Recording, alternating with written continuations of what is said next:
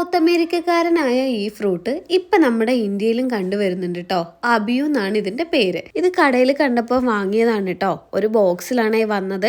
2 എണ്ണത്തിന് 200 രൂപയായിരുന്നു. ഈ കാണുന്ന വലുത് അത്യാവശ്യം പഴുത്തിട്ടുണ്ടായിരുന്നു കേട്ടോ. അപ്പൊ അത് തന്നെ മുറിക്കാന്ന് വിചാരിച്ചു. ഇതിന്റെ ടേസ്റ്റ് എന്ന് പറയുന്നത് നല്ല മധുരമാണ്. പക്ഷെ അതിന്റെ ഇടയിലൂടെ വേറൊരു ടേസ്റ്റ് കൂടെ വരാനുണ്ട് കേട്ടോ. എനിക്കത് അത്ര ഇഷ്ടപ്പെട്ടിട്ടില്ല. ഈ തേങ്ങയൊക്കെ കുറച്ച് പഴകിയ പോലൊരു ടേസ്റ്റ്. കാറിയ ടേസ്റ്റ് അല്ല, പക്ഷെ വേറൊരു ടേസ്റ്റ്. ഈ ഫ്രൂട്ടിന് ഒരുപാട് ഗുണങ്ങളുണ്ട്.